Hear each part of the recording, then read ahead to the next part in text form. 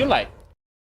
Well, hello, everyone, and welcome back to Firelink Podcast, episode number 78 for Thursday, August 7th, 2025. Marty Sleever here, joined by Casey Wosu, Nick Calandra, and producer Eric.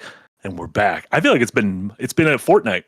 It's been a battle royale since we've all been back on the pod. It's been a minute. It's been a real chicken dinner since we last were all together. Real chicken dinner. Those are Nick. Battle royale is a popular multiplayer genre, and we were quoting various things from that. What's a video game? Nick doesn't know what battle royales are, but he knows what battlefields are. That's one of the things he's going to be talking about later. And yeah, we have a handful of topics today. We're going to update our Fantasy League draft. We said we were going to wait once we were all back. We're each going to draft a couple new games, and we're going to litigate. We got some things to litigate as well. I don't know if you guys realized. We're litigation. It's time. We've been waiting. Mostly about Donkey Kong. We got to see. We got to see who's this Kong belong to. Then we'll talk about all the other stuff we've been playing. Probably play some games. I bought a bunch of indie games. Let me tell you, some of them bangers. Some of them I regret. You played all of them already? No, I've played 8 of them. 8 of how many in total are we talking? Well, who could say? Who could say? I'm supporting the arts. In 2025, we need to support the arts. Do we need to have an intervention, Marty? Well, it's not an intervention. It's my job. I gotta play the games and tell people to go to play the games. How are they gonna know if Mafia Cool in the old country is worth playing? Okay. Before we get into the fantasy thing, do we want to touch on this? Dower Dodger, I mentioned it in the Patreon. Remember, at that $5 tier and above, you can be a part of the show, including Dower Dodger said thoughts on the cancellation of Contraband by Avalanche Studios. Oh, I missed this. Oh, yeah. So Jason Schreier reported, and then Avalanche Studios posted that the work has ceased. It has halted on Contraband. While they stopped to evaluate the project's future. And Schreier has said the game has been canceled, which puts it alongside stuff like, Everwild and the other recent games that have been canceled. However, Schreier also said, reconfirmed with an Xbox source, that Kojima's OD is still in active development. They did not cancel the contract for Hideo Kojima's OD. I imagine even if Microsoft stops funding it, someone else will fund that game. Yeah, someone was picking back up, right? But Contraband is one of those games we covered 1,000 years ago. I literally think it might have been the summer of 21, like the E3 of 2021. And what Eric's showing on screen right now is literally all that has ever existed publicly of this game. Seemed like some sort of like a smuggling, car combat, heist multiplayer thing. This was Avalanche, not the Avalanche who made the Harry Potter game the other year, but the Avalanche who made Just Cause. Yeah, exactly. And Mad Max. And Mad Max. Angry Max. That sucks. It just always sucks. I don't know. I just feel like we cover one of these stories every week, and every week it's like it sucks. We haven't heard about the layoffs from them yet, but I have to imagine, like, if you've been working on a game for 4 years and it doesn't come to fruition.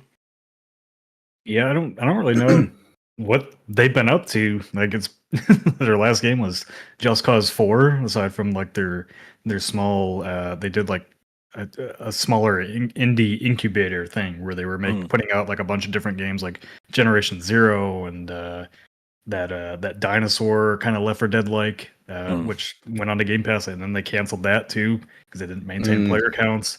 So I don't really know what's going on there, and a lot of their talent left for that other studio that is making some open world type game now under Christopher Sutherland, who was like the former creative director at that studio. So gotcha. Who knows? I would imagine they're working on a Just Cause reboot because that's their bread and butter.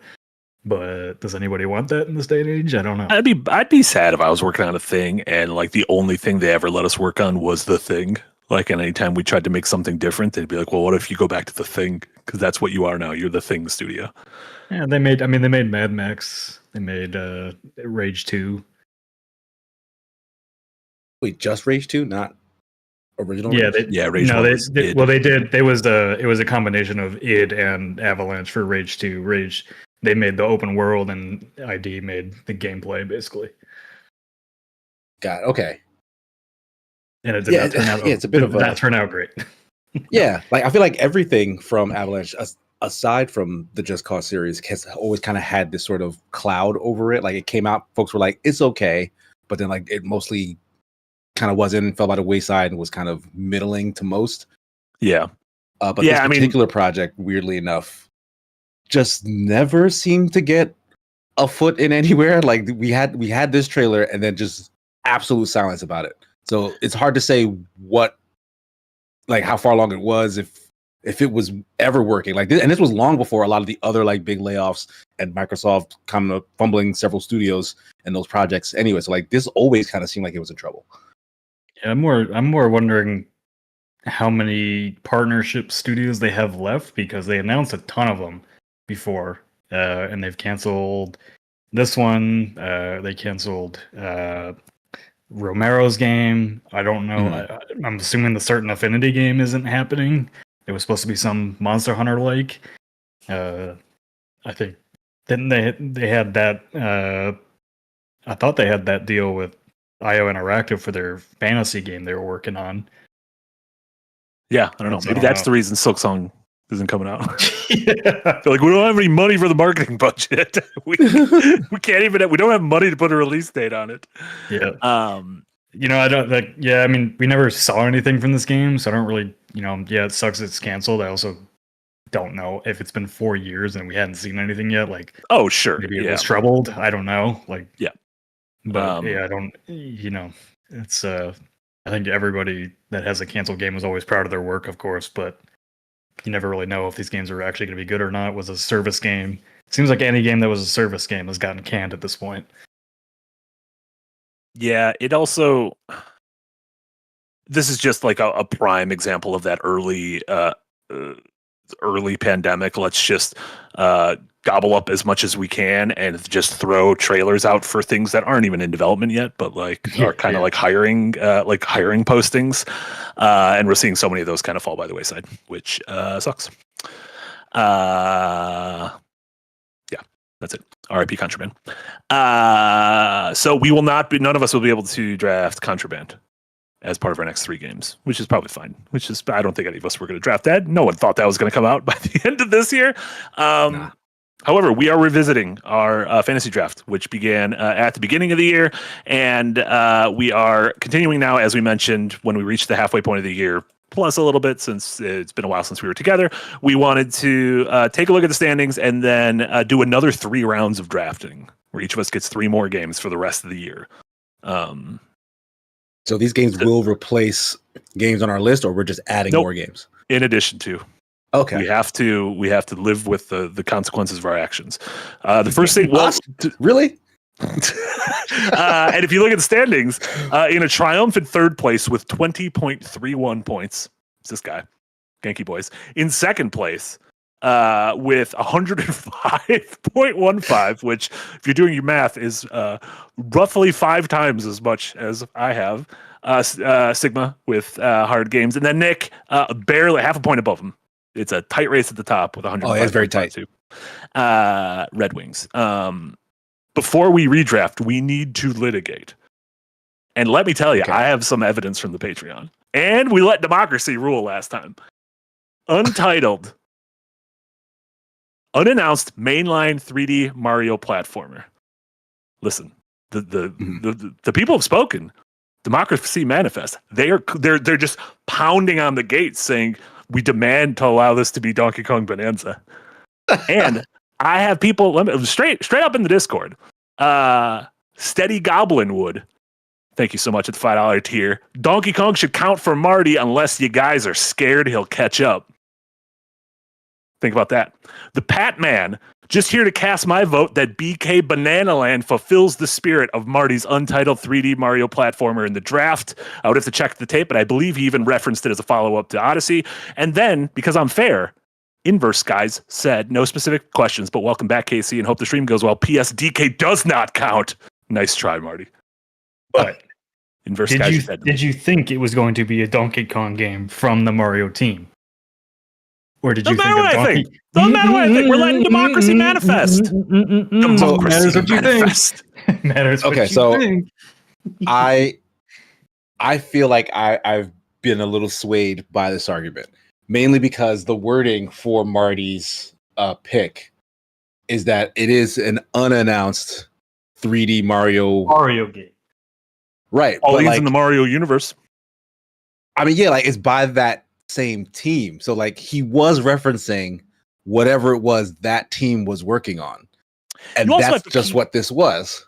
You have to keep in mind, think about if you're like, if like there's 2 Little League teams playing and one is losing by 5 times the amount of runs to the other people, you're not going to like legislate a call. You're going to be like, that's fine. Yeah, he was safe. Yeah, like let him through. But I honestly think that I don't think this is like a bullshit gimme for Marty. I think it actually makes sense. Like if I'm being honest. Yeah.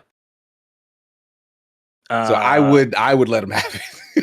And I'm just saying, according to Super Chats, Dower Dodger with the $2 Super Chat, I mean, it is the Mario Odyssey team, and Quintuple A with a $2 dono said DK should count. Not sure if I can buy votes. But then Laboratory Maniac with a $2 dono said, last I checked, Mario games tend to feature Mario, so I'm going to just stop reading Super Chats. I should have stopped one before that. I don't know why I keep reading them. Like you guys are hyper-focused on the 3D Mario game. He was specific. He didn't say from the Mario team. He said a 3D Mario what I said? Game. There's no recording. But all of us thought it would be a Mario game. Like we all thought it'd be a Mario game because it was that same team. But this is the same game that Marty thought it would be. It just wasn't a Mario. I thought it would be like the launch window Mario game. I don't know. I feel like I should allow it. I feel like we should allow it, I should say. You know what? I feel like we should allow it too. And Mirith D with a $2 dono, thank you so much, Mirith, said nothing in the rules says DK can't be a Mario game. Think about it. And some DK games are Mario games. The first one is a Mario game. Listen, democracy is about it's 60-40. That's better than our presidential elections. It's a landslide, you might say. It's a landslide. Joe, listen, we're just letting democracy roll with this. Jomo Slomo with 100 Norwegian kroners. Thank you so much. Says Marty Kyle Bozeman correctly predicted Donkey Kong in his fantasy game league. So I'm actually disappointed in you. He saw DK Land in the Nintendo theme park and knew it would be for something. That's just good. But he's got the hookups. He works with Keely on things, so he knows what's going on. I work with Nick. He had some inside scoops. All right, if Donkey Kong is Mario, then Minecraft is RPG. Oh, I'm fine with Minecraft being RPG. I think it's insane, but I kind of like it. And then Bookworm with a $2 dono said, "Yo, where's this Mario in the non-Mario game?" And Murray the Demonic Skull, thank you so much, said Mario game could mean Mario verse, not just Mario character. A Pauline standalone is a Mario game. Did we play the Pauline standalone game? No. So it's also not 64%, you know 36%. I'll switch. I'll give you this one, Marty, because currently you have 20 points. And that was an earlier point that Marty. Is it insane that I'm still pretty positive I'm going to win? I mean, a lot of your stuff just hasn't come yet, and a lot of your stuff is coming. Like you got some confirmations along. I mean, if you look at what's come the next 10 games, it is 1, 2, 3. Red Wings games, 8 Genki Boys. In case you're not in, where are all your games? They're coming now. I've got like 3 games left on my stuff. Like, yeah, the stuff I picked was a lot closer than the stuff Marty picked. Marty picked stuff way out in the future. He was really swinging for the fences. So you know what? I support that chaos because we need the duality. We need the Genkis of the universe. So we'll figure out how to change that. No, there's no way to know that. But we will. Oh, and here's the link to. I'll put the link in the chat to the board so everyone can see who's got what. So yeah, we're gonna do another 3 rounds of drafting. And since Nick is currently in first, Nick will get the first pick. Casey, since you're in second, you'll get the second pick. I'll get the third pick, and we'll do snake order. So. Then I'll get the 4th pick. That's not get the flipped. I thought that's how drafts. I don't know. Let me shut up. I don't know nothing about sports and drafts. You're in the middle, no matter what. You never have 2 picks in a row. I will never have. Okay, that's fine. You'll never have 2 picks in a row. So Nick, have you given any thought to what is going to be your first additional game in our 2025 draft? I need to figure out how to add further games to our draft. So you can just write it down on the side, and you can figure out off how to add it. Well, I'm going to grab Chronos: The New Dawn because the previews are quite positive for that.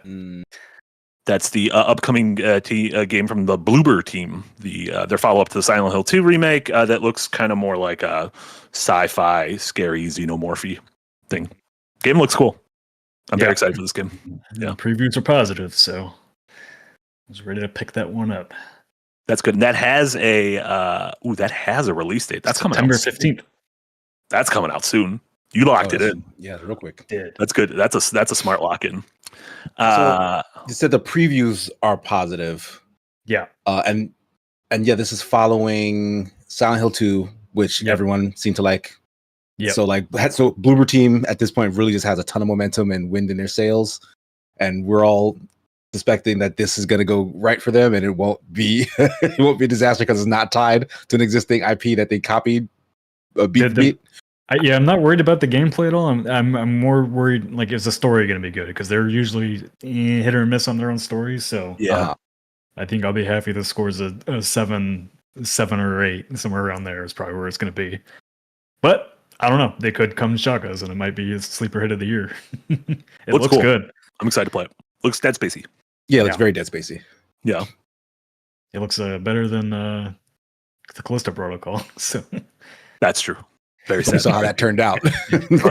Folks were excited for that too. Yeah. Yeah. All right. Chronos is Nick's first new game. Casey, what is your first new game for the 2025 draft? Okay. This is a safe pick, and it should come as no surprise as Hard Games goes hard. Point blank. Period. Ninja Gaiden 4. Ooh, that's a nice one. Previews for that were very hot today. Ooh. That is. I just think it looked cool as shit. I cannot wait for this game to come out. And that is a game that did not exist when we did our draft originally. Nope. Like, it was not announced. This was a surprise. It was only like a month or two ago that it was announced. I think it was like January. Yeah, it was January. Yeah, because it was in that same time is nothing to me now. Doom and Player Obscure. You were close. You were really close. Gotta be a month. That's so long ago. Jesus Christ. It looks like so. Have you gotten a chance to play? I don't want to step on if you're gonna talk about it all later. Have you gotten a chance to play either of you Ninja Gaiden Ragebound? I've been not since the. I've been dabbling with it. Yeah. I think I'm on like chapter 4. Nice. Yeah, I'm excited to. I have it on my Steam Deck. I'm excited to play it. I've heard good things. We might have some coverage of it on the near future on the site. Yay. Cool. Okay. What game are you going to pick that's not going to end up releasing this year, Marty? This next game is a game that we weren't sure was going to come out this year, is now officially coming out this year, and is coming out this pretty soon, next month. I am taking Silent Hill F. Figured. Previews for that also came out recently. I've really liked everything I've seen from Silent Hill F. I think the setting and the story and the tone seem phenomenal. I am a bit worried that it is seems like there's a heavy emphasis on combat, which including a stamina meter, which I'm not sure I needed in my Silent Hill game, but the hands-on previews were pretty positive, and I've watched a bunch of footage, and it looks really fucking cool. And it just looks spooky. Like, what are you doing walking up? If you're watching video right now, there's like a scarecrow that looks like you, and you approach it, and then it starts making jittery movements like a shaky girl, and just starts stabbing you. Get the fuck out of here! Why is anyone making this? Looks great. It's not great. Looks great. I'm excited to play this. I don't know. I feel like injecting Souls like DNA into things that aren't Souls games tends to have gone well, especially in recent times. Like Clair Obscur benefited greatly from that. That is true. I'm excited. So yeah, I think that's going to be. I think it's going to be a goodie, and that's it. So we'll if we keep doing snake style, I get a second pick, and with my second pick, I am going to choose. Coming out October 17th, another game we did not know existed at the beginning of the year, Keeper. This is the upcoming Double Fine game that was shown off during the summer, where you play as an anthropomorphic lighthouse. It looks delightful. I have season tickets to Double Fine.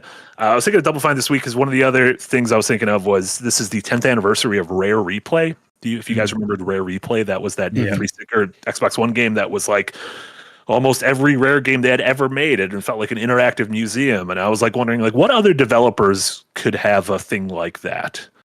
And Double Fine was one of those studios where I thought of like it'd be cool to have all of their games in one place, as well as like playable prototypes and little BTS stuff for them. And they've obviously done a lot of BTS stuff. So yeah, Double Fine's great. I'm very excited for this game, their first game since Psychonauts 2. And I'm glad it did not get canceled and they didn't get disbanded from Microsoft. If I'm being perfectly honest. Awesome. Casey, you have the next pick, your second pick. My second pick. This is a game that I feel like I mentioned at some point in the past. The Nightling, that colorful 3D you son of platformer. a bitch. was that on your list? I'm the only one that's been screaming about that game. No, I played it at PAX. Wait, no, I'm sorry. I didn't play that. No, I saw it at PAX. I played it during one of the Next Fest demos. Yeah, you made video. I made a video about it. Get about it. Get the fuck out of here. Yeah, so since then, I've actually been a lot more high on it because like I like the look of it from PAX, but like yeah, that demo really was like, oh, this is like a real big fun open world like platforming game. Like it's got combat, it's got puzzles, it's got story, but like it is a legit like technical open world platformer. And we have not had a really good one of those since like maybe Mario Odyssey. Well, maybe now Donkey Kong, but yeah, I'm really looking forward to it. So I'm hoping it'll come out and set the world on fire. Yeah, that's a great one. I'm really looking forward to this one as well. And you're playing Jack and Daxter now. That's our new Wednesday evening game. Yeah, so that's it's fitting. You can kind of see where the roots of their inspirations are coming from. So, Ren. Exactly. Nick, your second pick. Well, that was going to be my second pick. Thanks, Casey. But light of that, I will take on the indie game that everybody did to during Steam Next Fest, Ball X Pit. Ooh, which just got a release date this morning, I believe. Yes. Oh, wow. During the Nintendo Indie Showcase. October 15th. October 15th, Ball Pit. I put over 10 hours in that demo already, and I know the full game, if it's just more of that, is going to score well. Yeah, this game, if it sounds familiar to you, it's because this was the game that the Devolver Digital Showcase was about. Yeah, like just this. This game. And it's very much, it's like a Breakout or Brick Breaker, but as a roguelike. But it looks really cool. Great, excellent presentation. Yeah, really addicting loop and fun as hell. Yes. Also, Nick, you get your last pick because of the snake. What is your third and final pick? Boy, fuck. Well, I was kind of dumb, and I wrote down a game I already had on my list as Karen, and I didn't realize it was on my list. Sharon is Karen. Boy, one of the games I had it got moved to next year. I want to put Battlefield 6 down, but I'm scared. I was going to say you're going to talk about it more later. Like, yeah, they can't. I'm not going to use that one. The campaign could drag it down a lot if it's not good. So the game I am going to put on there is. I have to make sure you didn't pick it up. You can say what it is, and I'll tell you what it is. Demon School. I did not know, and that just got dated this morning. It wasn't in the English Nintendo Indie Showcase, but it was in the Japanese Nintendo Indie Showcase. Oh, that's the fuck. Where's that game? Yeah, this game's been in development for a long ass time. I wrote about it back at The Escapist. Yeah, it's basically pixel turn-based Persona, but a lot even darker than Persona, I think. Yeah, it feels like early like Persona. This feels like a close thing we had to like Persona 1 and 2 with a little more tactics to the combat, but similar sort of split between dungeon crawling and demon fighting, as well as sort of making pals with townsfolk and building your bonds with your various party members. So it seems cool to me. I'm excited for it. Yeah. Every time I see what, September 15th, did you say? September 3rd. Yeah, every time I've seen it in preview, it's looked really good and the writing's been really good. So yeah, I think it has a good shot of being one of those a big indie hit this year. Yeah, I'm looking forward to that. Casey, with your final pick. Yes. So my final pick. I don't know if this is allowed or not, but it's a new game because it's Final Fantasy Tactics: The Ivalice Chronicles. They're like remaking Final Fantasy Tactics Advance, which is one of my favorite games of all time. That game is the reason why I love tactics games. Like, hell period. Yeah. So yes, a new version of that. Well, not a new version, like a redone, zhuzhed up version is coming, and I think it'll do well. I think it'll score pretty well when it releases because this is a classic. I completely agree. That was also on my short list. I might have actually picked that with my next one, but why I keep stealing y'all stuff? I'm sorry. No, that's good. No. I have a handful of them, so I'm fine with I'm fine with choosing elsewhere. But yeah, that's coming out September 30th as well. So very much looking forward to that. So I have a couple games. My outside looking in. The games I'm thought about picking, but not going to pick. I thought about picking September 25th, Sonic Racing Cross Worlds. Again, I have that too. I feel like this Sonic Racing game is gonna fucking hit. I feel like it's there's something about it. Yeah, it seems like it's, especially with Mario Kart World floundering a little bit, like not like commercially, but definitely like in the zeitgeist, especially in comparison to 8. It definitely feels like not what everyone expected. Okay. So this Sonic game might come and eat their lunch. Maybe even out of spite. Yeah. Finally, Sonic will one-up Nintendo for the first time in its life. The other one I was going to pick, which kind of goes along with Casey's last pick, was the Plants vs. Zombies Replanted. So the remaster remake of the original Plants vs. Zombies is coming out October 23rd. And Plants vs. Zombies fucking rules. The first one fucking rips. It is such a good game. And so if they just kind of like quality of life, fresh coat of paint, put it on every platform possible, I think that's a banger. But I'm not choosing that because I'm choosing the game. Everyone is going to be super obvious, obviously, because I'm the number one person who likes this kind of game. I'm choosing Call of Duty Black Ops 6. That shit gets like an 85 every year. You don't even know the number. That shit gets an 85 every year. Oh, 7. Wrong one. 7. That shit gets an 85 every year. And this one's got Emilio Vervigliamo from Heroes in it. So that's fucking easy. He is in that now that you mention it. Everyone loves Emilio. All right, and when we saw that trailer, we didn't even know it was a Call of Duty game. No, we thought it was something else. They tricked us. Well, that's getting a full reveal, I believe, at Gamescom in like 2 weeks. Eric doesn't even know which Call of Duty it is because he's showing Battlefield 6 footage. No, it's fine. Battlefield's cool too. Doesn't matter. Call of Duty, Black Ops 7. We did it. So yeah, those are our picks that we will update. We will update things in the back end, so we have this for you ready next week. So once again, Nick chose Chronos, Ball Pit, and Demon School.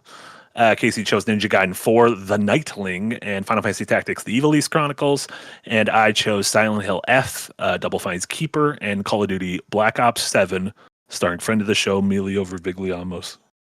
You can stop being our friend. You keep saying his name like that. It seems like they didn't send out many review copies for Mafia, so I'm hoping my score bumps up a little bit more as more reviews come in. Yeah, very mixed reviews on that one. Very mixed, which is interesting. And they only sent out PC code, apparently. They didn't send out console code.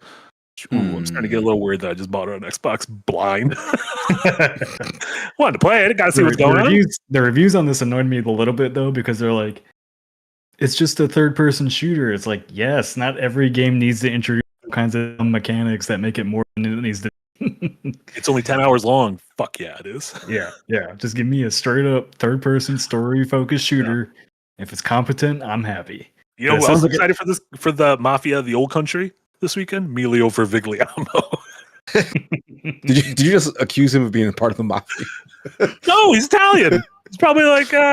What are you saying? So why would he care about the Mafia? Yeah, like. Yeah, I'm Italian. Am I part of the Mafia, Marty? No, if someone made a game that was a bunch of like Polish winged hussars and it was only 10 hours long, I'd be stoked. My jet-setting lifestyle is to go have secret Mafia meetings. Exactly. You're an honorary Vervigliamo. Oh, Isaac, you said no one picked the Metal Gear Solid remake. I had that last time. So you can Marty go has that to already. yeah. So as a reminder, there's still a bunch of games coming out that we haven't that we don't know what they're going to score. Like I have Ghost of Yotai and I have Pokemon ZA, Pokemon Legends ZA. Casey has Metroid Prime. The next one's going to be Sword of the Sea. That's an I'm excited for Sword of the Sea. Yeah, looks good. One of those games that could look good in trailers though and be. I mean, they're 2 for 2 though. Like Abzu and the Pathless are so good. I went up. It turns out I streamed Abzu for a Hidden Gems once, Casey, when you and Jesse were both gone. So I stepped in and just Jess and I streamed. I started Abzu from the beginning and I scrolled to the end because I requested a review code and I sent them previous coverage. I scrolled to the end and we were playing Journey. And I was like, what the fuck? I finished Abzu in like an hour and 15 minutes. That's short? During Hidden Gems. And then I think I was like, let's fire up Journey and see if I can finish this too. Let's see if I can finish 2 games. I had no idea it was that short an experience. I like the fish game. What can I say? The fish game's really good. Before we move on to a bunch of the stuff we've been playing and watching and whatnot, we got a couple super chats that came in. Thank you so much to those people. I have too many windows open. I can't even find the fucking super chats. What the fuck is going on? Should we just start over from the beginning? You're gonna miss your movie. I'm gonna miss weapons. It's your fault this time. Fuck! You gotta know what happened to all those kids. They left the classroom at like 2 a.m. What are they doing? Nick Knoll, thank you so much for a $5 dono. Said, speaking of new games, can we get Yahtzee to play Light of Moterium? I feel like I can speak for him. Get fucked. I feel like a fully romantic. I don't know what that is. What is it? That's that MMO. That's that Horizon MMO that's in lawsuit. Oh, gotcha. Oh. Yeah, so for people who don't know, this Light of Motorium is a game by a developer called Polaris Quest that is currently in. Oh my god, they've changed all the key art on Steam because it does not look like Horizon on Steam anymore. But this was the game that very much so much of the key art looked exactly like Horizon. What the fuck is that key art now? Yeah, they pivoted hard. Yeah. Because the original key art is just, this is, not that piece of key art. Eric, do this one. I'm guessing they settled out of court pretty quickly because they got rid of the trailer and everything. Because it's kind of Eric. I don't have my thing open. I'm just sending it in the Firelink Slack channel. Because that one is that's just fucking Horizon. Someone's going to jail for that. But yeah, that would be. What do you think this was? The mobile store? And then Murray, the Demonic Skull, with $2 says, "Aren't all Mario games actually Donkey Kong verse?" Think about that. Donkey Kong was first. Kind of, yeah. Like of any 2 Mario franchises, yes, those 2 are kind of the most connected. Yeah. They were born in the same place. What about Yoshi? I would say a Yoshi game is a Mario game. I would say the Peach game is a Mario game. No, not the Peach game. Nintendo is just women can have games too, Casey. And that's why she stands apart from Mario. She's that's good. You just did an Uno reverse card on me. And then Cody Bishop with a $2 dono. Thank you so much, Cody. Says, any thoughts on the new 2D Terminator game? I've been seeing some stuff from it, and it looks cool. No thoughts. It's not out yet, right? Terminator 2D No Fate is the name of the game. It looks neat. It comes out on Halloween Day, the same day as Mina the Hollower. If I'm being honest, I'm probably gonna play Mina the Hollower. I've never been a huge fan of the Terminator franchise. Oh, really? You ever see Terminator 1 and 2? Yeah, I've seen them all. My dad was a huge fan of them. I mean, those early movies are good. A man of taste. After it was good. Dads love Terminator. Yeah, they do. I do love Terminator. You're right. Dads love Terminator. Dads are sick as hell. Like, I even liked a lot of the so-called bad ones. Like, what's the one? I'm spoiling the whole movie. Is it Genesis? The one where John Connor is the bad guy? There's Genesis and Salvation, and if you held a gun to my head, I couldn't tell you which is which. Salvation. One's got Christian Bale. Yeah, I think Salvation is Christian Bale. Yeah, Jake Sully from Avatar. Yeah, Genesis is the most recent one that was really. Folks good. hated it. But I think it's really good. I think the plot was the plot was really good, and they had the best new updated Terminator since Liquid Metal. Like they had a nano machine Terminator, and I'm like, that's cool. Like, do that. Also, there's Dark Fate. Did anyone ever see Dark Fate? Oh no, I don't know what that is. There's even a newer Terminator from 2019. Oh wait, that's the one I was thinking that people really didn't like. No one remembers that one. That being said, the anime from earlier this year, I thought was pretty good. Or last year, Terminator Zero. I haven't seen that either. I need to catch up on my Terminator. Terminator Zero. It was like Netflix anime. That was actually pretty sick. Yeah, there we go. And then oh no, that was everyone. We did it. We got to the main topic. Nice. I'm proud of us. Jason Farrow over in the Patreon said, Nick, the only question I have is Battlefield back? Nick, you gotta tell us, is Battlefield back? Yep. So I've gotten into the open beta. Say off the bat, I'm enjoying it. 2042, Casey, you weren't here last week, but I was at the preview event for 2042. And I came out of that very concerned because there was very little destruction. My preview was not good. Not happy with it. So there was 4 weapons total per class, if that. Just no destruction, no team play because they got rid of the classes. I was already cynical about it because they introduced which they wanted to paywall, that kind of nonsense. So sorry, to clarify, you're talking about the previous game. You were not talking about this game. 2042, okay. Yes. Okay, yes. Battlefield 6 goes back to everything that you like about set classes. So you have your assault, recon, support, a medic class, or not medic, recon class. There was one I forgot in there. I don't know. It's been a long day. Engineer? Engineer class is what I was forgetting. Destruction is back in a big way. The maps flow so much better than 2042. 2042 had this awful issue with the maps just being way too wide open. Like you just get sniped from everywhere all the time. It was so annoying. There was no lanes, no paths, no strategy or anything like that for a lot of its life cycle, or at least when it started. So yeah, I'm seriously impressed with how smooth the beta is running. Like there's been no issues today. Some queues to get in, but even with I got into a queue of 6,000 people, and I got into the beta in a minute. So it's polished. It's running smooth. It looks good. It sounds good. When EA did their preview last week for it, and they said they were confident in this game. You can feel that confidence. So I'm definitely happy with it. I was kind of iffy on it this morning when I was playing because there's 3 maps total. Cairo. There's another kind of smaller scale urban map, and the map that you've probably seen. This map that Eric's showing right now, the more open Battlefield type map. I really like the gunplay and everything. It wasn't until I got to that open, it felt like Battlefield really felt. Really quick, I don't want to interrupt you. Your mic sensitivity keeps muting you for the audience and myself included. So if you could fix that setting really quick before you go on, and then really quick, Casey, are you gonna jump in this beta this weekend? Are you professionally obligated to jump in this beta? Are you interested in jumping into this beta?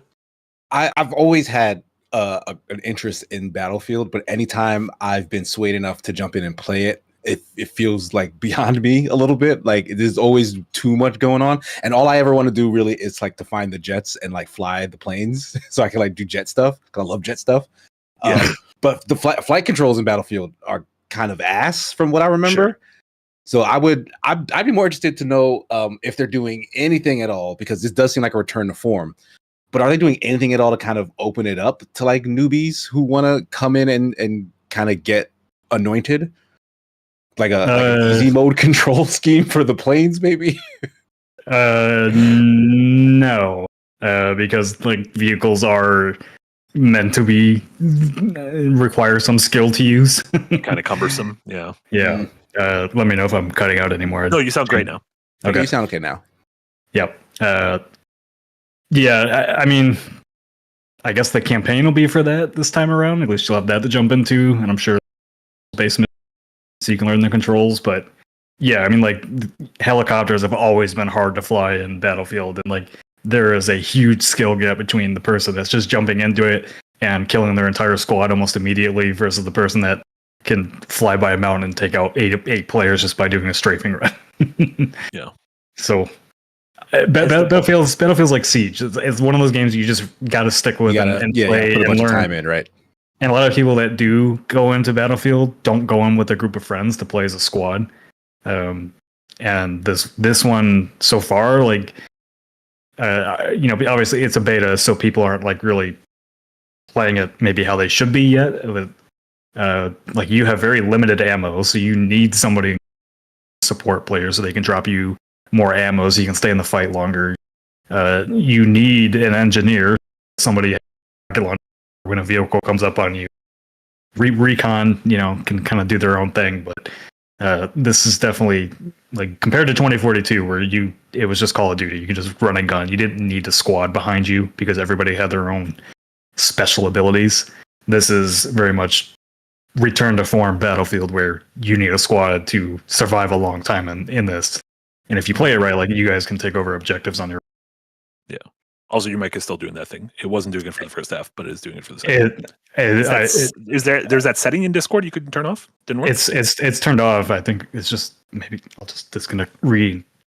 I'll disconnect and turn it off and plug it back in. Plug it off. I don't know what that meant. I don't want to plug something off.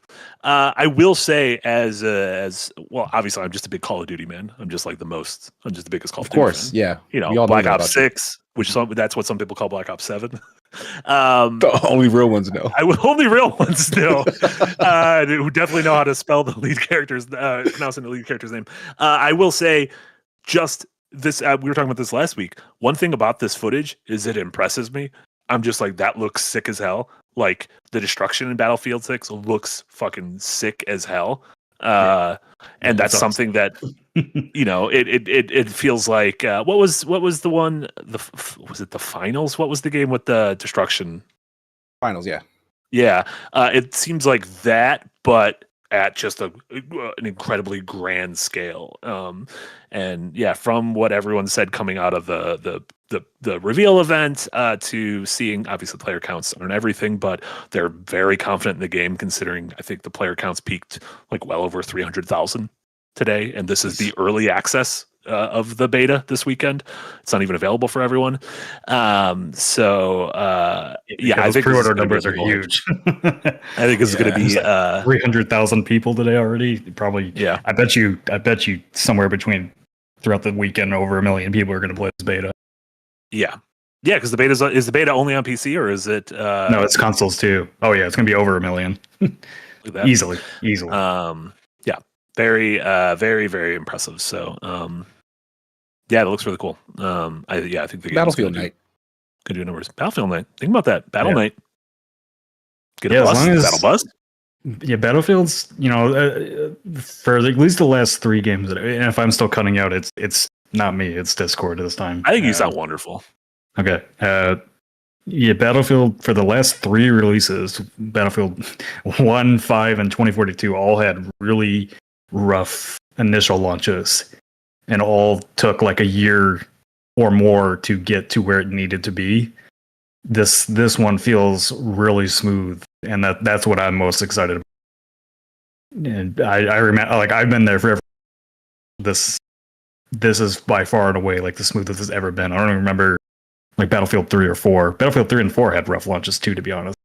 So the main thing I want to see from early on, they need to get their roadmap for, because it's going to be a live service game. Obviously, they need to get their roadmap solid right out of the gate. Let people know what to stick around for, and just be quick about balancing and feedback. But so far, like, a lot of the previews said this is safe for a Battlefield game, and that's what they needed to be safe. Yeah, and I feel like just give people what they wanted. This is sports games aside. This is the big EA game this fall.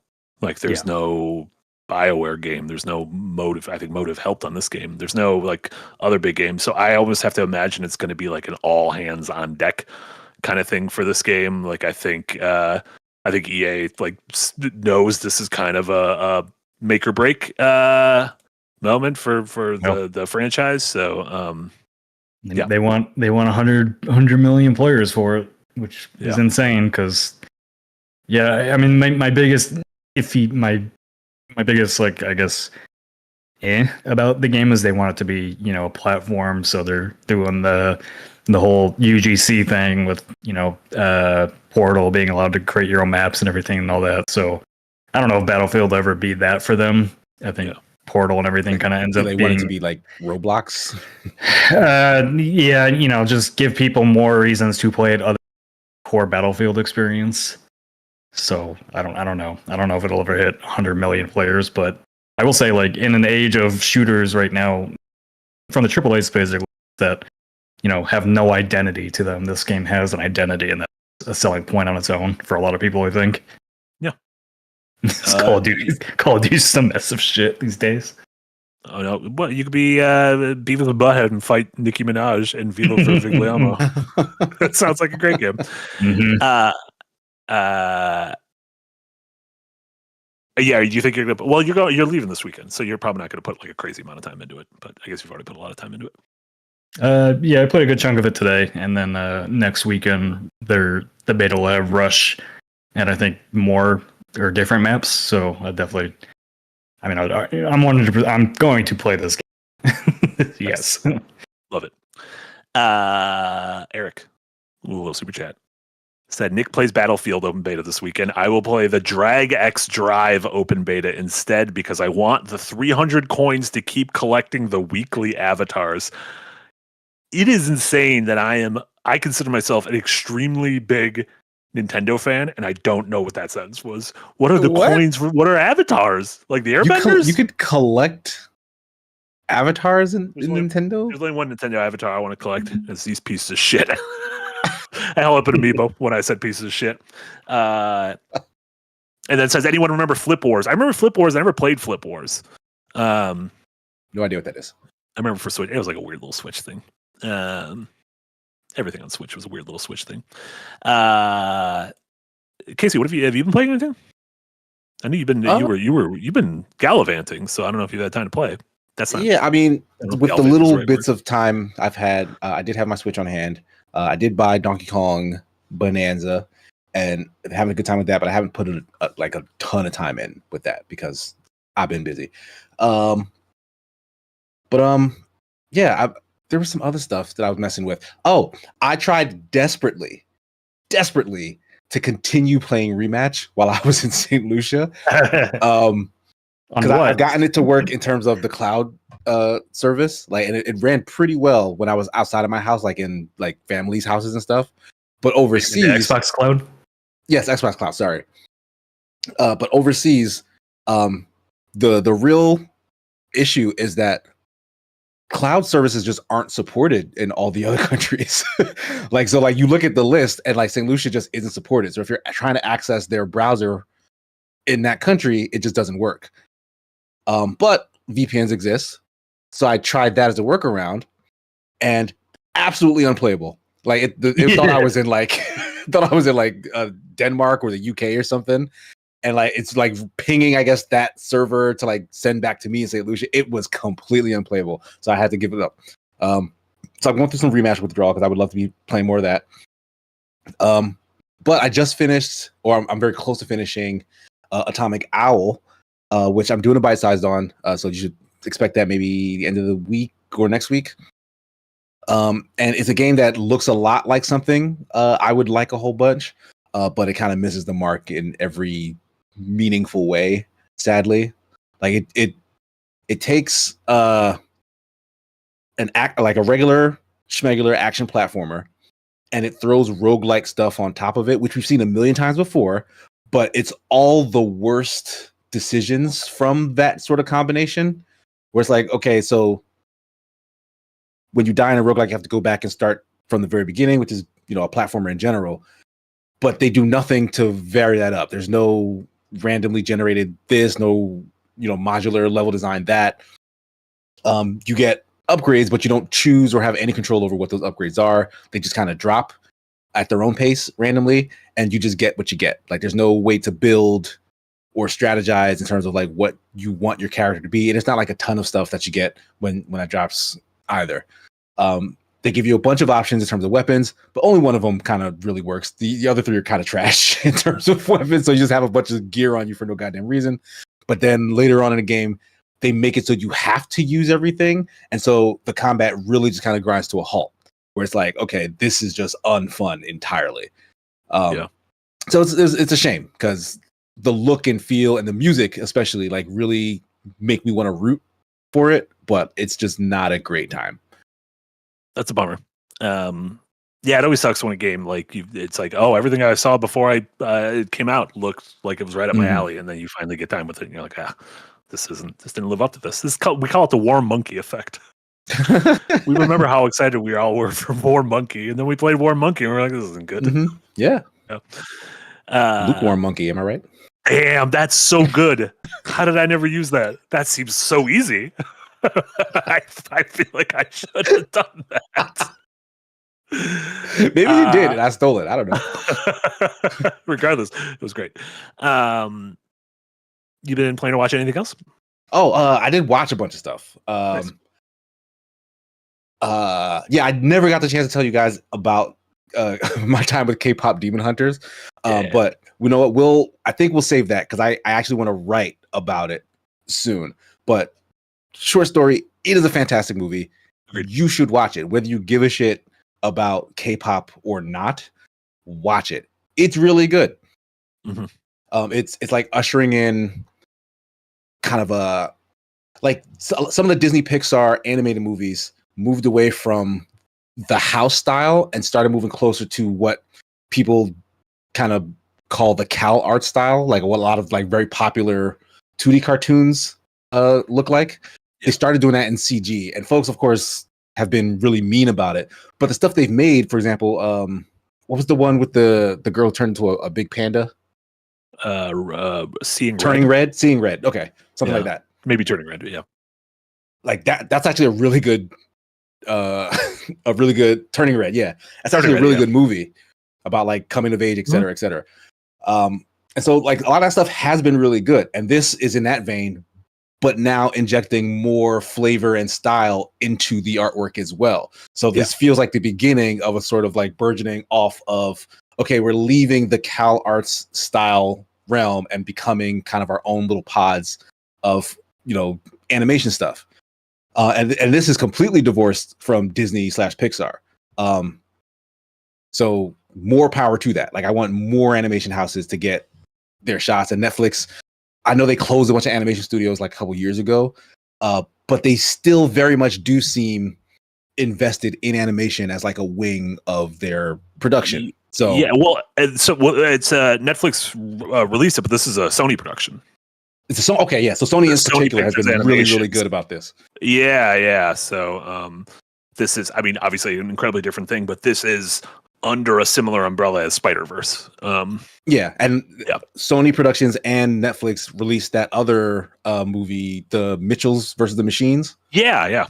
Which was also incredible. Like, again, taking like a known style like the Spider-Verse style, which is very popular, and kind of making it its own thing, like mixing that Cal Arts with kind of just new, interesting ideas. So like, they are on a roll right now.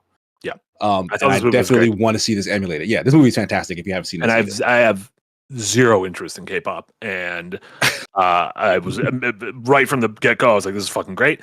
And then they played music because it's about two bands. It's about pop stars, is incredible. Like the music is really popping the Spotify charts. Like Jack hadn't watched the movie yet, but he was like, the music is really good. And my kids like introduced me to the music, and I'm like, oh, these are like good summer bangers.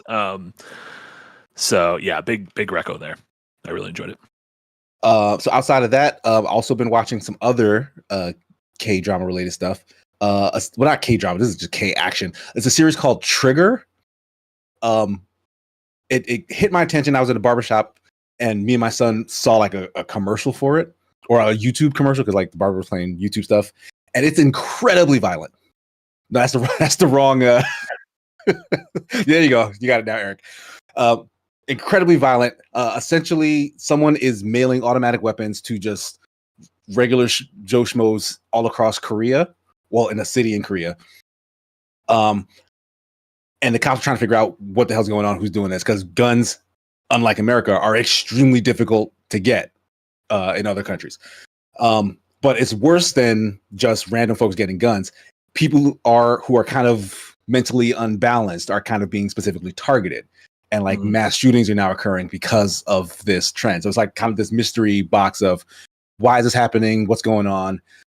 But it combines that with like some real like John Wick-esque like gunfights and like martial arts stuff in between.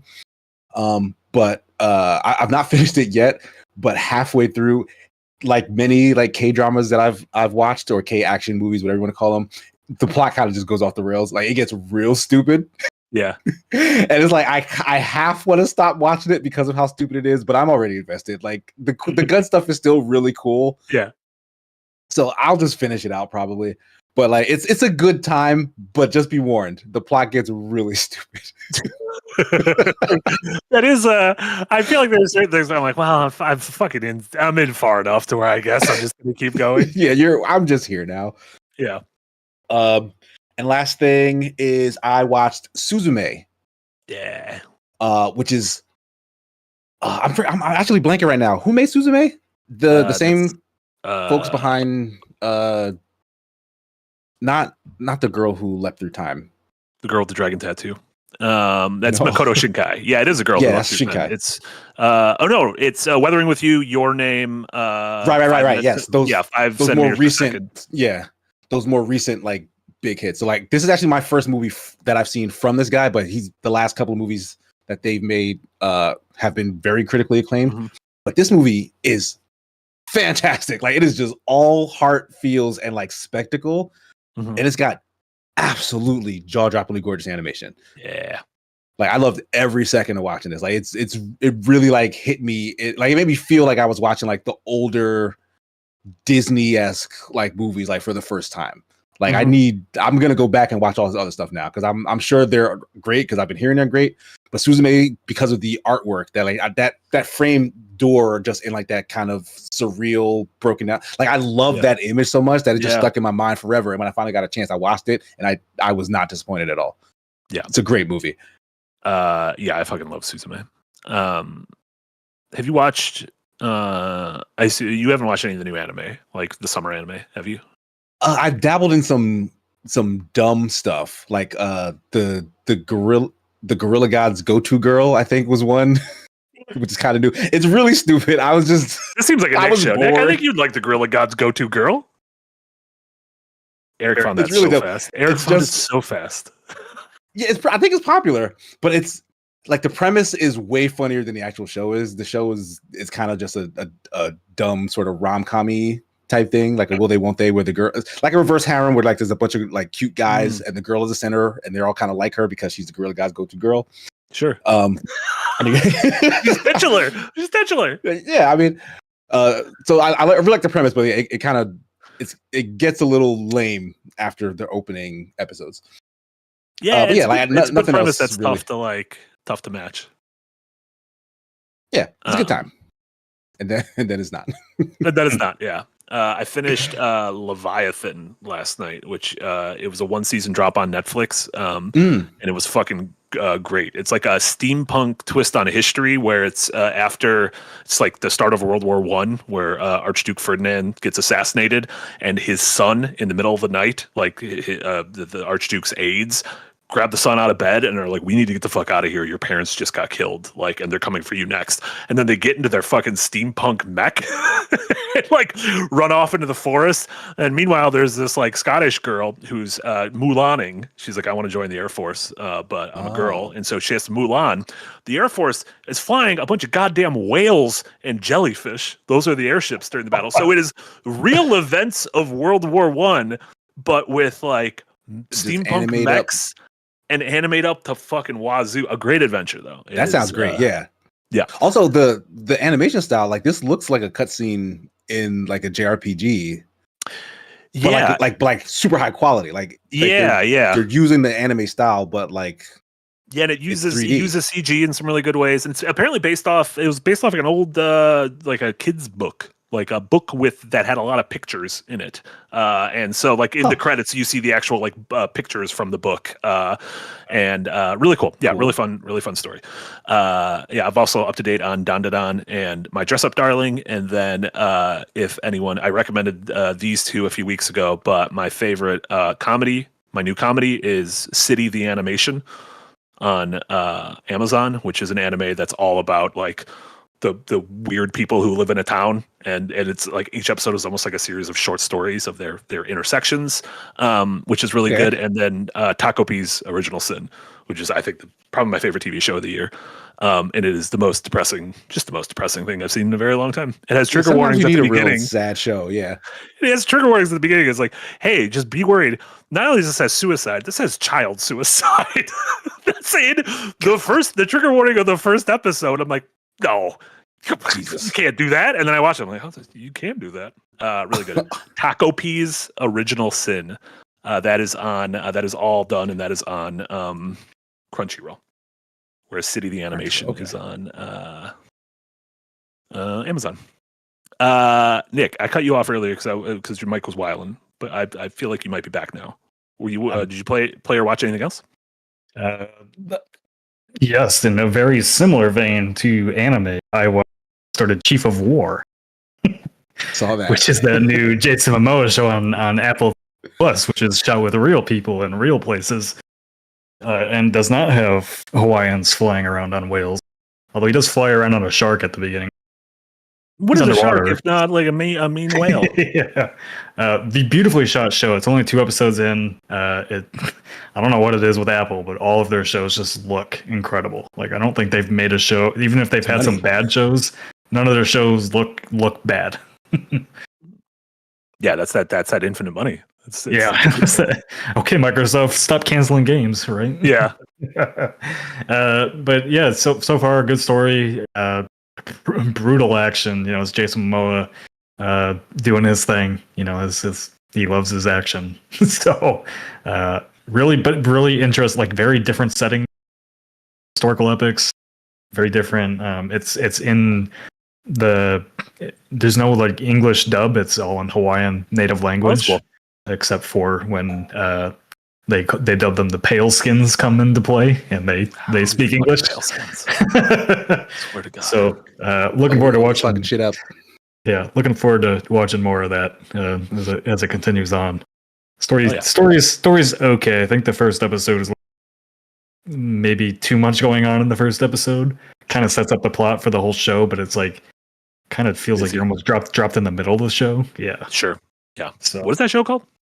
Chief of War. Not the most original name. No, pretty bad name. That's fine. Whatever. Yeah. Names don't have to be good. Names can be whatever they want. Cow for short, for the real ones. Cow for short. I kind of like that. Says my mic is still cutting. It's got to be Discord then. Yeah. I don't know how to fix it. Just pray to the gods. That's the only thing you can do. Jason Momoa, fix my microphone. Jason Momoa, we need you. He is in a relationship with Andrea Arjona, who played Bix in Andor, and let me tell you, she might be the most beautiful woman ever created. Yeah. I know. You can said do he's that. in a relationship with Biggs. I'm like, that tracks. Yeah. Yeah, I didn't know you right. could do that. He's got Apple only money Jason and Momoa Bix. could pull that. Is what I'm getting at.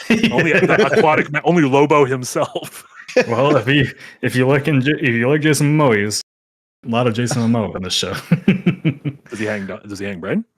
No, just ass cheeks out all the time. That's back brain. Kind of works. Master Chief of War, huh? Master Cheeks of War. Jesus. Game wise though, I have been playing a relatively. You're cutting out hard now. I'm not trying to be mean. It's just if we can't hear you, it's not a podcast. It's not a real. It's not a real program. I'm gonna leave the call and come back. All right, let's see if I'm cutting out anymore. Probably not for the first few seconds, but no, you're great right now. So just go right into it. I've been playing it is a hi-hat thing, so keep the volume like. Oh, yeah. You mean not my actual hat? Just do a little ASMR. Do a little whispers. Yeah, I've been playing a lesser known indie game called Hell Clock. It is a ARPG mixed with a roguelike set in Brazil, and actually is like kind of inspired by a true story. I'm going to butcher the name of the war, but it's based off the War of Canudos, which apparently was a very brutal massacre of people. So interesting story to the game, but really, like, if you don't like the grindiness of ARPGs, this gets rid of all that basically. It's you do runs and they are timed runs, and you can extend the time of your runs by continuing to play to upgrade things. But it has a very fast pace to it, and it, like, if you have never played an ARPG, like, or if you tried to get into them and couldn't get the gameplay loop down in a way that you liked it, like, I would highly recommend trying this. Really smooth gameplay, really fun art style, combat all feels good, the powers are fun. It also doesn't utilize like a bunch of needless loot. Like, mostly what you're getting are relics, which change your build, and you can reorganize them however you want in like a kind of like a Tetris style inventory system. And so it can completely change your build, and you can build like completely broken builds. That's cool. Like even as you're playing, like, your upgrades just happen automatically by picking up trinkets. So you're not sitting there in menus and skill min-maxing or anything like that. So basically takes everything you like about ARPGs, streamlines it, and then puts it in a roguelike story with a story. And it's really good. So highly recommend that. Hell Clock. Is that in early access, or is that just out? No, it's out. Just out. Yep. Hell yeah. Works very well on Steam Deck too. Always a plus. Yes. That's how you sell me on something. Yep. I figured. You talked about that you bought 12 indie games. Have you tried Fruit Bus yet? Fruit? They put fruit on a bus? No, I haven't tried Fruit Bus yet. It is a very Marty game. You need to go pick that one up too. It just came out on Switch. I tried to Google Fruit Bus, and it just autocorrected to Fruit Bushes. I was like, that ain't what I want. Get the fuck out of here. This is from October. No, I was only allowed to buy games from this week. Well, it just came out on Switch this week. Okay, never mind. Who are you? What is going on with Nick becoming a Switch boy? Just had some money lying around on the Switch I needed to spend. It doesn't go away. Fair. Hey, you know what? It was the first time I had looked at my Switch in a long time, and the sales were good. Listen, I'm the last human who could say who could try to shame someone for buying a bunch of random ass games. The other game I've been playing. What is Fruit Bus? Because I don't think we know yet. Oh yeah, sorry, I don't know what Fruit Bus is. That's fair. I haven't finished it or anything, but it is a story-driven kind of cozy game where you drive a bus around serving dishes to the inhabitants of the island, and a little bit of RPG elements and all that too. Very, very cozy game though. Looks VR. Like cooking stuff. Then it's fun. It VR? No, it is not VR. Okay, looks VR. Yeah, it's not. Okay. Is that okay with you? Yeah. I'm just. It feels like it's tricking me. I feel like I'm being catfished. No, you're being fruit bust. But the other game I've been playing is one that I've started up and stopped multiple times because it just couldn't hook me, and I don't know why. Because I love the first Remnant, and I finally got hooked into Remnant 2. And that game's great. I've been no-lifing it. I think, like, I'm just not a huge fan of the procedural generation of its levels. Like, they don't. But it's just that first area that doesn't feel super handcrafted. Because once you get to like the castle, and then like I'm in the like that wasteland level now, that all feels a lot more handcrafted. The like big desert one? Yeah, the big desert where you go into a bunch of different dungeons throughout the entire place. They might have added newer worlds, because there was a big desert which was also half like buried spaceship, and that was like the worst one. Oh, really? Are you talking about that one? Well, I like parts of it, but I've also kind of figured out the layout of the map very early on. Maybe they made some changes to it. Just kind of go in a circle. Yeah. The only thing that kind of took me by surprise is like the lack of loot. You really just focus on a few weapons and continually upgrade them. And so I was kind of hoping there would be some more loot.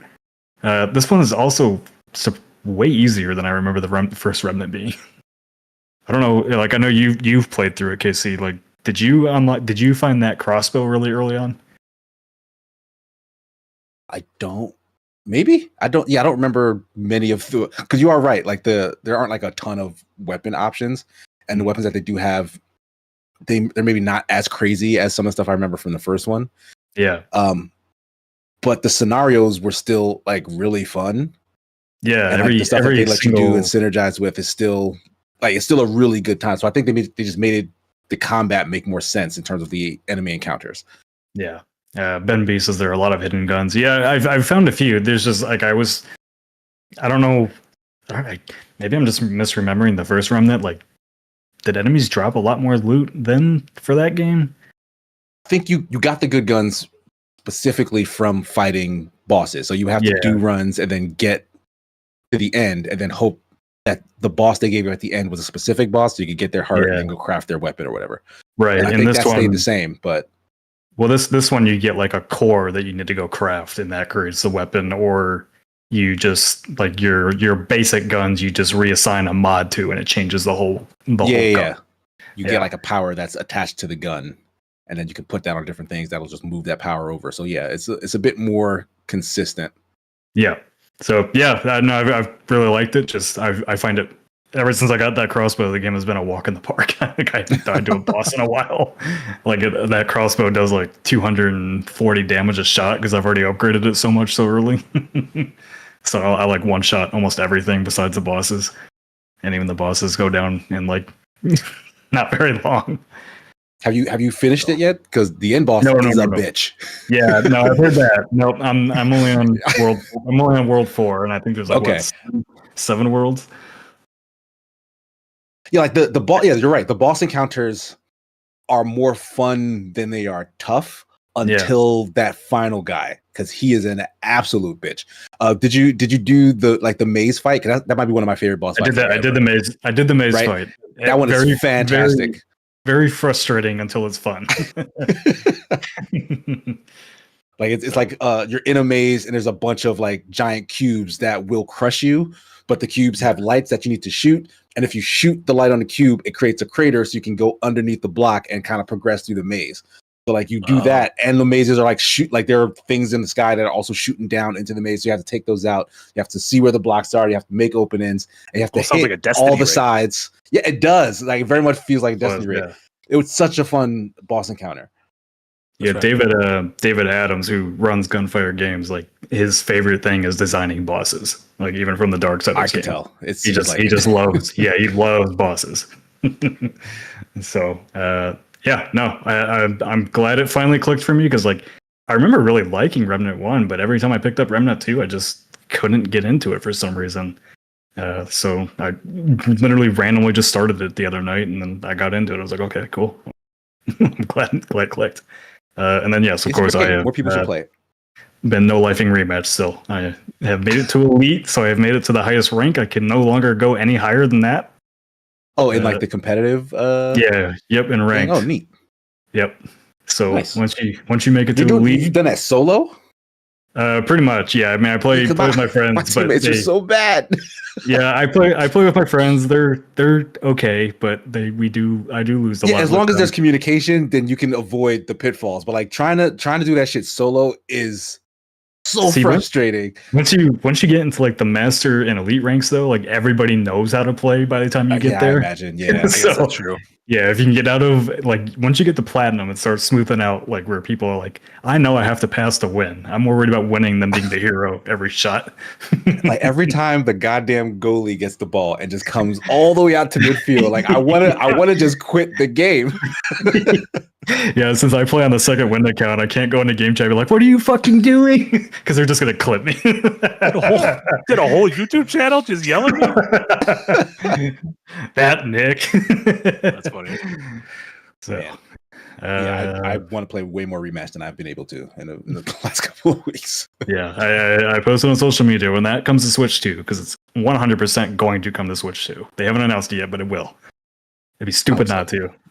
My life is over. There will be no more second wind. It's just rematch wind. What? How? When did you become the everything on Switch is better guy? Oh, welcome. It's always next to me. It's just so nice. It's literally next to you. Yeah, you just pulled it out. I like it when Donkey Kong says "Ooh, banana." That's why I like my Switch. I like it when he says it. What are you supposed to do? You know what? I wish Nintendo would announce some more games that I knew were coming, so that I could be more excited about my Switch. There are a bunch of games coming. There's a shitty Kirby game coming, shitty Metroid game, and shitty Zelda game coming. It's fine. John always says Nick is Metro Prime 4 a Mario game. According to Marty, it is. No, because Metro Prime's a bad game.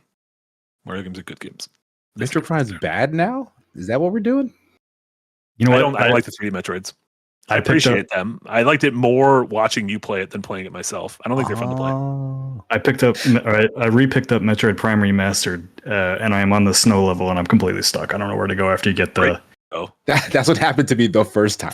Where the fuck do you go? Like there's those platforms to jump on. I'm like, cool. I've got this ball that can roll up walls now, but I can't roll my ball over to that ball. You are the ball. Well, I am the ball. Yeah. Do I need to go? Do you have to go back to the Firelink? I should just look at a guide. I never like looking at guides because it feels like I'm spoiling the game for myself. I mean, not being able to finish it is probably spoiling the game more. Spoiling it the most. Anything else? No, that's it. Rad. Speaking of big games from the early 2000s, I wrapped up my playthrough, my replay of Final Fantasy X yesterday, 2 days ago, and we had a couple super chats somewhat related to it. Not super chats, Patreon cues. Thank you so much. Ryan Petron said, what's been Marty's favorite Final Fantasy so far in his replays? 9 deserves its own retrospective. And then where was it? I fucking lost it. I lost it. I didn't lose it. I found it. Freak Job. You almost lost a freak job. Said, congratulations on the wedding, Casey. Marty, I play a lot of Final Fantasy 14, but I've never played any of the others, and I want to get all the references. What would be your recommendations from each era? Pixel, 3D, and modern. I hear it's 6, 9, and 7 remake. So my favorites. So I've replayed every Final Fantasy game, 1 through now 10 in the past year and a half. Are you still going? I'm going to keep going. I'm doing 10 too soon. That's the girl power one. And now I'm going to do 12. I'm skipping the MMOs. I'm not doing MMOs. What are we doing? Yeah, don't do the MMOs. I'm not doing MMOs. People are like, it's like 10 of them in one. I'm like, that's what's going on there. I'm not going to queue up. You think I'm going to wait in line in a game to play? What does that mean? My personal top 3 is still, of the ones I've played so far, are 7, 9, 6.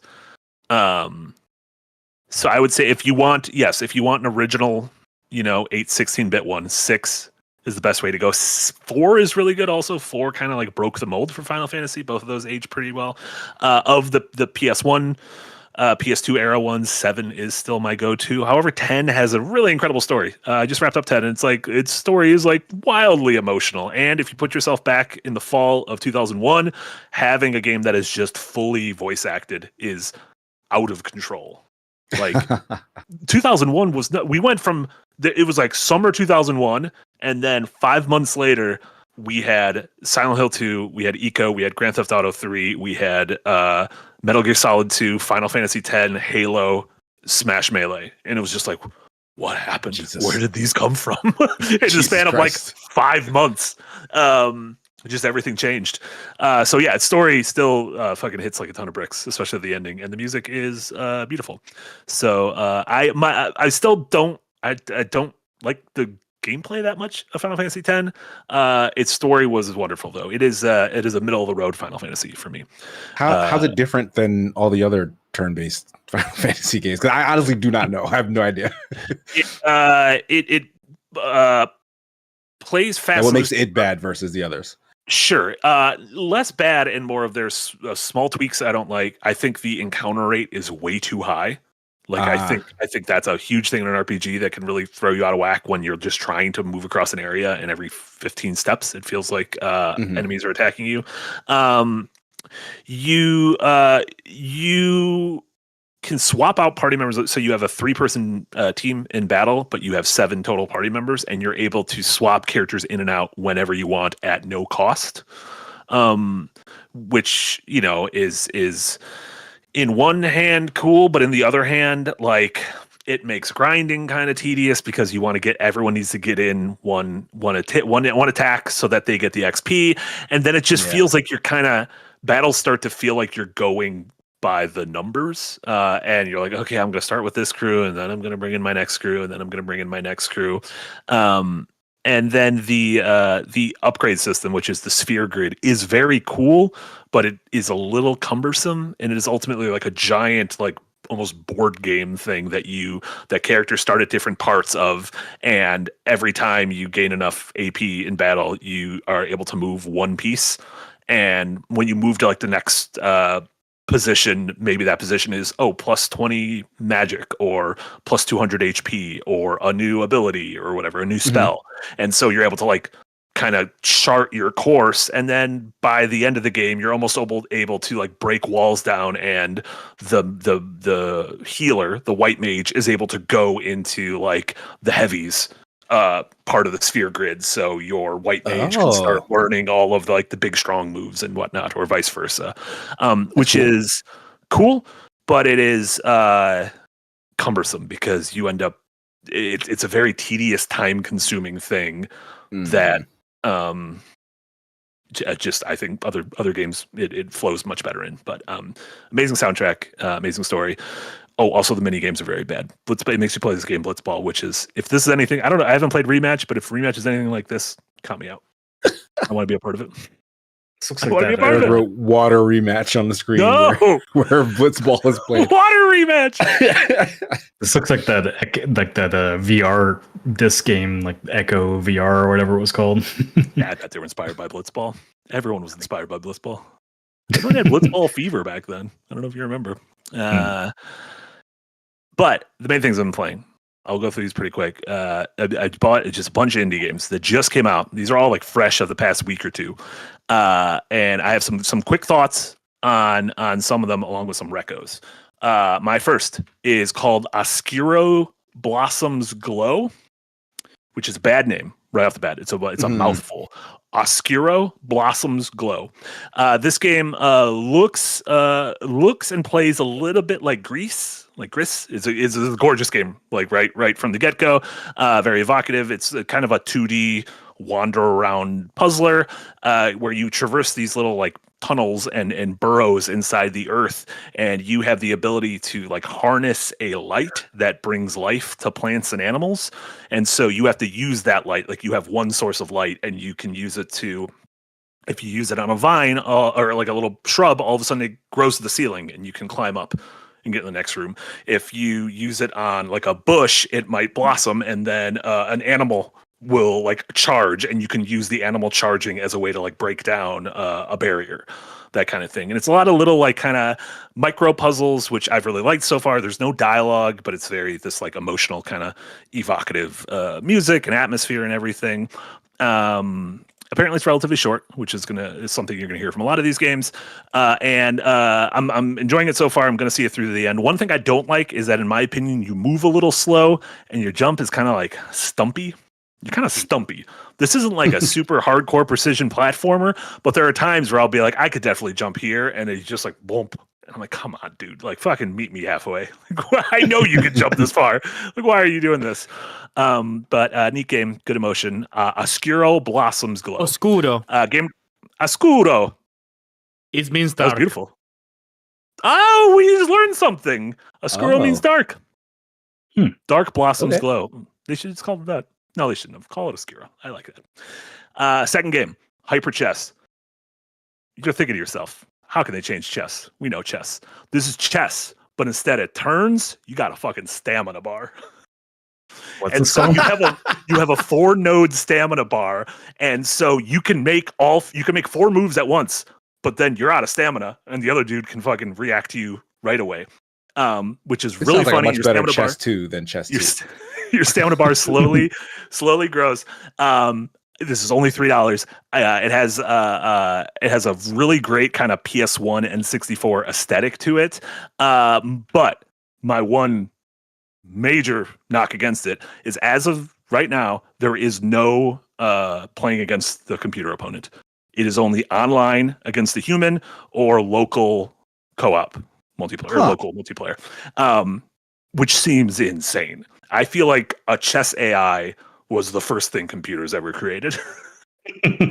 So, like, the fact that I can't play against the computer, I played like a round against someone online and they just beat the shit out of me. And I was like, well, I want to play against a computer right now. Wouldn't a computer just do the same thing then?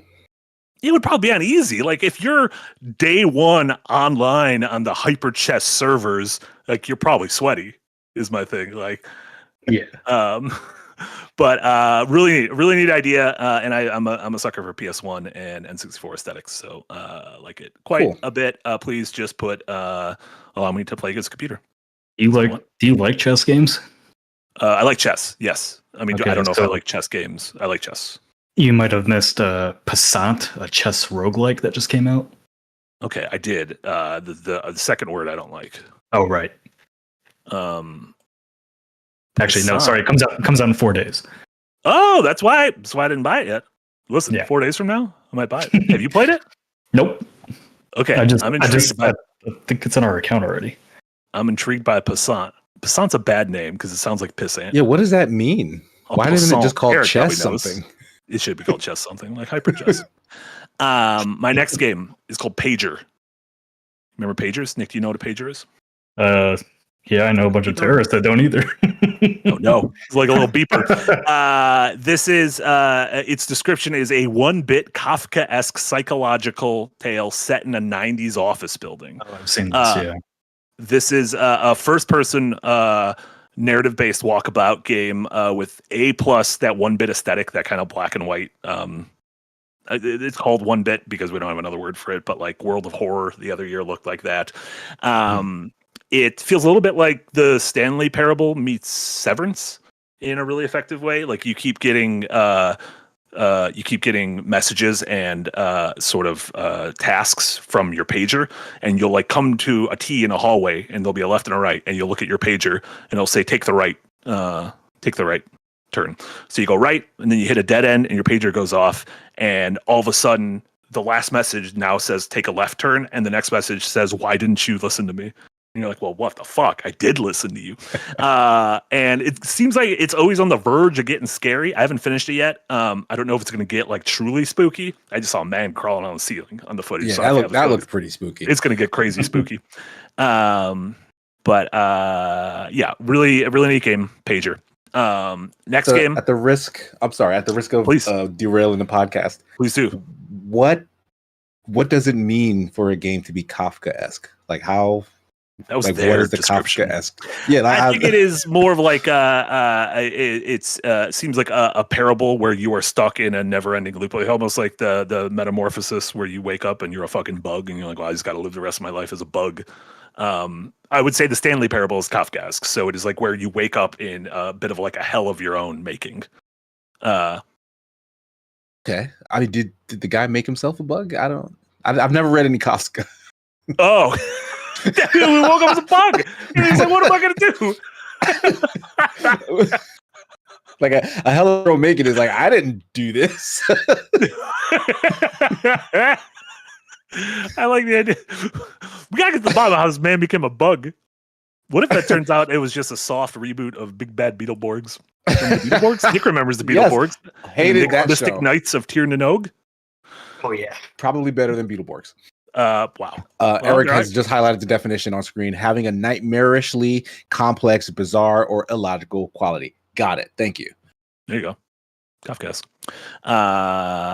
Perfect. I'll cut some of these off. I'm just gonna go. I'm gonna only do bangers now. Strange Jigsaws. I've only played it for 35 seconds, but I'm very excited because it is the follow-up to 20 Small Mazes, which I fucking adore. Thank you to Nick in the Discord, not this Nick, other Nick, who put this on my radar. This is a game where same thing with 20 Small Mazes. It feels like you're doing an activity book where the activity book itself is a part of the puzzle, is an activity. And so it's a bunch of different jigsaw puzzles that are kind of all on screen at once, and you need to solve them in order to have them do things that can help you out in other jigsaw puzzles. Incredibly fucking excited. I only found out this existed a few hours ago. but I'm gonna play the hell out of that this weekend. Only last two. And Roger. I actually haven't played this yet, so this shouldn't count. It is called. It is a blank space and Roger. The Steam description is: it was a morning like all others until she realized her dad wasn't home. In his place, a stranger who speaks nonsense and insists that she takes her medicine. Who is he? Where is dad? This is an interactive novel that apparently its controls and its mechanics are a lot like the game Florence, which was a mobile game from a couple of years ago that is also on PC, which is a beautiful. It's one of my. I think it's like the best video game ever about the arc of a relationship from the meet cute to the breakup. Yeah. And apparently this is like it is taking that framework, but it seems like more of a kind of psychological horror dealing with mental illness kind of thing, which I'm very excited about. And then my last one. This is the heartiest recommendation I can possibly give. It's called Ooh. It's 3 O's. The first O is an umlaut. It's called Ooh. This is the next game from the solo Japanese developer of Elekhead. Elekhead is a game from Naoma Takahashi. This is a game I fucking loved. Elekhead was like a throwback 2D puzzle platformer that kind of played like a Mega Man game, but its whole the whole twist was like, what if your head was a battery that you could toss? And it builds puzzles and scenarios out of there. This, instead of being what if your head was a battery that you could toss, is what if your ass was a bomb that could explode? And so you're able to you're like a little centipede who's got like different parts of his body. And you're able to take one of the back parts of your body, turn it into a bomb, and use that bomb to explode. And exploding, if you're on top of your butt, you explode up in the air so you can reach heights. If you're on the side of your butt, you explode and like shoot across gaps. If your butt is near a wall, you can bust down a wall. This game is fucking great. This feels more like a Metroidvania than Elekhead felt like a series of stages, whereas this is an interconnected world, including like warp points and stuff like that. Elekhead also had like tons of like really deep secrets and like crazy things you could find out. Like when you beat the game, you didn't really beat it. And if you get all the secrets in the game, Elekhead secretly has the best, most fucked up ending of a game. Like you realize what you were doing the whole time and you're like, oh, well, that wasn't good. Elekhead is still a good dude, but the thing you do at the end is like, I think I might have just killed every human being on Earth. Which sometimes Elekhead got to do that. Yeah, so I assume Ooh has to do that as well. But yeah, I'm very, very excited to play more of Ooh this weekend. Like the title is like this game concept is brilliant. The title is the dude. Yeah, because the title just looks like the character. Like because the character's face is a circle with two little like antennae that look like the umlauts of an O, and his butts are the extra O's. It might be the greatest title in the history of titles. Yeah, this might be the greatest title of a video game I think I've ever seen. Right? Look at it. Really good. I also bought a game called Kato's Post Office, where you're a cat who has to deliver mail, but I haven't played that either. And that's it. Cat mail. Awesome. That's all I have. What's wrong? Great job. Do you have anything to say to me? Oh, I thought you said Marty. I thought you were gonna like. I said, Marty. I thought you were gonna like lecture me, which I understand. I probably bought more games than you did on the Switch. In this latest round. You have absolutely. The Meat of the Hollow demo is also on Switch now. Because they announced it's coming to Switch day and date as well, which I'm very excited about. And then a couple super chats that came in. Pattern Pike with a $5 dono. Thank you so much, Marty. I missed the Fallout stream today, but when you go back to play, buy those mantis eggs you sold to Chet as there for a quest for the arena people. Who's Chet? What are the mantis eggs? I remember killing mantises. Did I get eggs? And I sold them to Chet? Listen, I'm having a great time in Fallout New Vegas.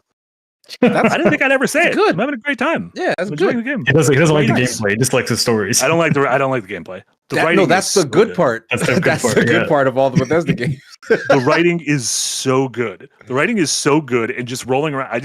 I got like a redneck with a sniper rifle and a robot dog with a human brain as my companions, and they just kill everything for me. I don't have to do anything. They just kill everything, and then I go up to people and I sweet talk them and I pick locks. It's incredibly fun. Great game. Great. And then Murasaki, thank you so much for a $5 dono. En passant means in passing. It's an actual move in real chess. All Damn. right. That's good. That's true. Another good That's a move that I got into a really big argument with my fiance, my wife over. Oh, you gotta say now. We played chess for like the first time in forever, like months ago. And she asked about this move. Like she knew that it was a thing you could do, but I, someone who was on a chess team in middle school and like had been playing online for like years and years, had never in my life heard of it. So I questioned her knowledge about this thing, and she went and she looked it up. She was like, "Yeah, it's called en passant. It's a regular chess move." And my brain was like, "I've never heard of it." And she was like, "It was this whole thing where she was like, why didn't you just trust that I knew what I was talking about?" Yeah. And like it wasn't that. I don't know about it. Yeah, like it wasn't that. I was just surprised because I thought I knew a lot about chess. It was a whole thing. It's crazy that there's like chess moves. Like, yeah, no, that is crazy. Yeah, like entire chess like playbooks. Yeah, chess is cool. Yeah, watch Queen's Gambit if you haven't already. Yeah, it's where Anya Taylor-Joy was born. Born as a 24-year-old woman. She's great. I think that's it. You got a movie to get to in 4 minutes, right? I had to leave in 5 minutes. It's not starting in 5 minutes. Oh, okay. I wanted to see you like literally just knock over your chair and run out the door. Like one of the kids from Weapons who ran out of their house and no one knows why, and we're going to find out tonight. Weapons in a theater near you now. Its first showing today was at 2:17 p.m. because in the movie 2:17 a.m. is the time where every kid in the class stood up and ran out of their house. That's clever. I went to the movie theater. That's clever. Think about that. Yeah, so I'll do it for us. Casey, what do you got going on? What should folks check out? Like I mentioned, working on a bite-sized for Atomic Owl soon, so keep an eye out for that whenever it drops. Make sure you are tuning in. I was going to say something, and it completely dropped on my brain. So never mind. I'm going to end that sentence. Watch Adventures Night tomorrow. No, there's no Adventures Night tomorrow. We finished Adventures Night. Oh, I mean, please donate to season 5. That's the thing that's going on right now. You guys did great this episode. We made a nice chunk. Yeah, so outside of that, I'll say Super Smash Sunday is back this Sunday. Full 5 hours, 2 hours here on Second Win, and then followed by 3 hours on my channel, Same Years 9 on Twitch. Going to be a great time. I know folks have missed it. I know I've missed it. We're going to get it. What else I got? I think that's it. Excited for that. Nick? Nothing from me this week. I was very tired. I'm also driving to Nebraska tomorrow.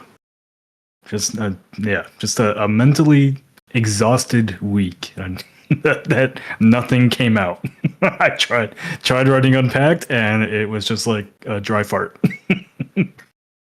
You know what you should have wrote about? You should have wrote about ooh. I mean, to be honest, it's better a dry fart than a wet fart. It is the preferable fart. Yeah. I didn't really know where I was going with that. I just started talking. I should have stopped. I told you my brain wasn't working. So yeah, no impact. Eric gets the week off. Eric will never take time off because what he's doing right now in the fourth window is phenomenal. Truly phenomenal. And Nick Noah with a $5 dono. Thank you so much, Nick. Idea for a future Battle Masters: have a conversation and see whoever mentions something so obscure where it takes Eric the longest to find a relevant image. It's impossible. We can't make a Battle Masters. That's impossible. So that's really fucking funny. Yeah, I think no Second Win streams tomorrow. No dev heads or anything. Like Casey mentioned, Super Smash Sunday on Sunday, and then next week. Can we talk about next week's 2 big streams? Yeah. So we're on Tuesday. Still, we're gonna figure out the time, but we are doing our first community mixing stream with MinMax. We'll be doing a game night with Golf with Your Friends. So have that downloaded and ready to go. And then next Saturday, playing, and MinMax folks playing, and community members playing. Yeah, we'll be on next Saturday is going to be our, I guess, post mid-year fundraiser towards Second Wind. So about every 6 months, we do a fundraiser to drive in new patrons and a bunch of super chats and donations and merch and all that kind of stuff. So next Saturday for 12 hours, we'll be playing games with the community all day, including 4 hours of Dokapon Kingdom. Yep. 10 a.m. Yeah, starting at 10 a.m. Central, and that's next Saturday, it can't be the 14th, the 16th, next Saturday, the 16th, starting at 10 a.m. Like we did, we'll do a bunch of us will be rotating in and out throughout the day. Almost everyone will be on something. We'll probably play some Mario Kart World, maybe that game Jack mentioned earlier today on stream, maybe some Fall Guys, big Dokapon chunk in the middle. So that should be great. Very excited for that. Hell yeah. So that'll do it for us. For Nick and Casey and Eric, this was Marty. This was Firelink episode number 78. Thank you all so much for tuning in, for supporting, and just for being genuinely wonderful. Have a wonderful rest of your Thursdays, and we'll see you all later. Bye, everyone. Bye.